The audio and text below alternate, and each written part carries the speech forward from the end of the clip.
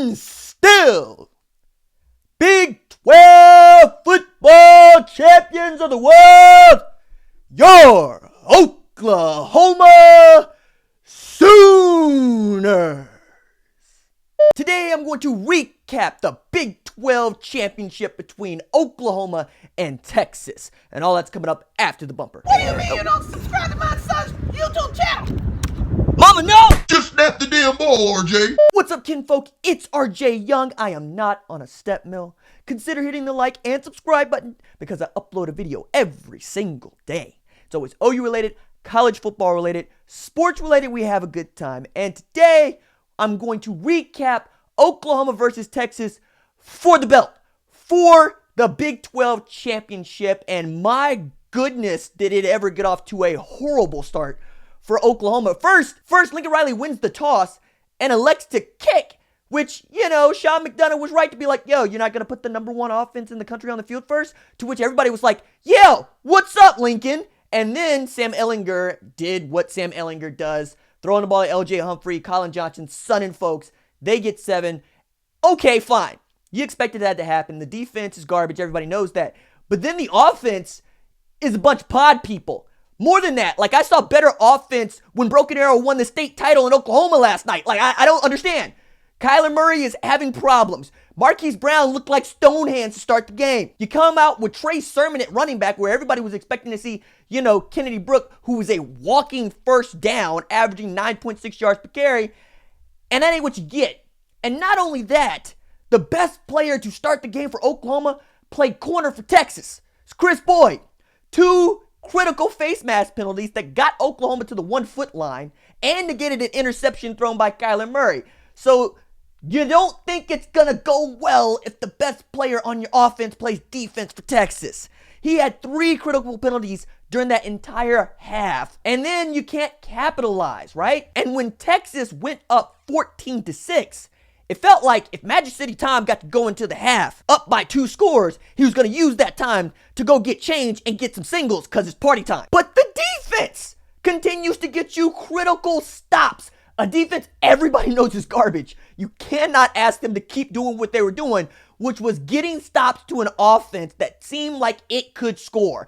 And it put up 45 on Oklahoma in the previous matchup. So yeah, you need to go and get 6. And then all of a sudden, I remembered what I saw from Oklahoma in the first game between OU and Texas this season, which was Kyler Murray and this offense go get 21 in 6 minutes in crunch time in the fourth quarter of the game. And I'm going, it's fine. Oklahoma is down a single score. It's fine. And then with 5 minutes left to play in the half and 0 timeouts because Lincoln Riley's clock management is mirroring Andy Reid's now, Oklahoma finds CeeDee Lamb, who takes over the number 1 spot in the power rankings of who are Oklahoma's best players. It's number 1 CeeDee Lamb, number 2 Chris Boyd, and makes some miraculous catches, 2 of which, one goes for 6, and the other one, it gets a toe in bound, continues to keep the offense moving.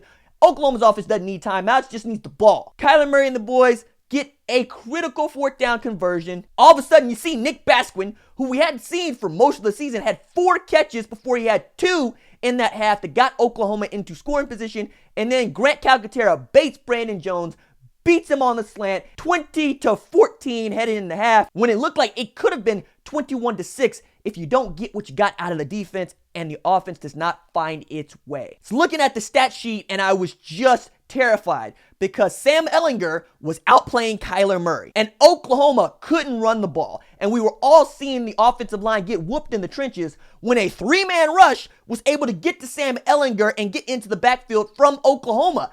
It was just kind of like a Twilight Zone where the defense was bailing out the offense. And you know what? Good. It's about time because it was going to happen. And if this is the day that it was going to happen, you needed the defense to come up big because, yes, somebody was going to figure out a way, whether it was the offense just getting in their own way, to slow down this offense and Kyler Murray. And it was going to take a minute, but once it got rolling, it felt like Oklahoma was going to get on the scoreboard and on the scoreboard in a hurry.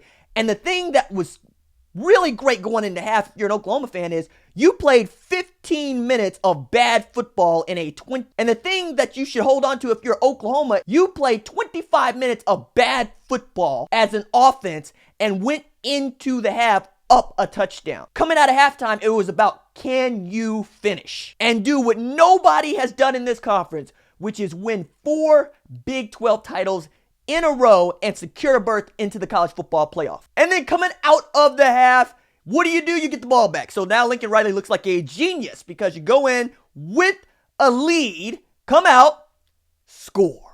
But Texas scores. And by the end of the third quarter, tie ball game. But Oklahoma's got the ball. And if Oklahoma's got the ball in a tie ball game, you're feeling real good. You're kind of smiling about it. And it all seemed like it was going well, right? It seemed like it was going well. CeeDee Lamb makes a miraculous play and puts the ball on the floor in the red zone. At that point in time, Oklahoma was up by 3. But in this game, it felt like you were down by 3. It didn't feel like any lead was safe. And the way that Texas had been playing against the defense, even as it continued to make plays, you felt like if Sam Ehlinger ever found L.J. Humphrey or Colin Johnson, it was over because all Colin Johnson was doing was turning Parnell Motley into toast. It means he burnt him, buttered him, and it kept going on. At one point, Parnell Motley had given up 9 of 13 for 169 with 3 PI calls. It's just bad. And yet, you turn the ball over, Sam Hard-G Ehlinger goes back for the snap, never sees the most magnificent corner Oklahoma has in Tre Brown, make a magnificent blitz, get in a magnificent safety. Turnover, 2 points. Oklahoma's up by 5 because we're playing baseball now. And then what do you get but the offense doing its thing, and Grant Calcaterra makes a better catch than CD made earlier in the game to seal it. Spiked it, got the personal foul. Wish you would have thrown the Hearns down. Whatever. Big 12 officiating crews still are garbage. But Oklahoma's up by 2 scores. Feels like, yeah, Texas could go down there and get an easy 6 and then get an onside kick. But no!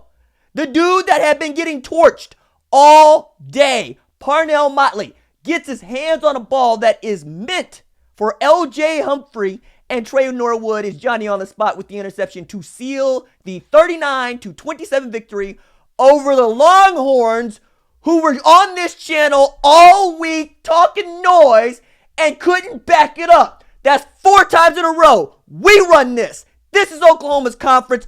Oklahoma, the only question left now is give us this college football playoff spot. Deserved and earned. 500 yards of offense in every conference game the Oklahoma Sooners have played this year. Kyler Murray is your Heisman winner. This is Oklahoma football. And we out this. That's it from me. Doses. Yeah, baby.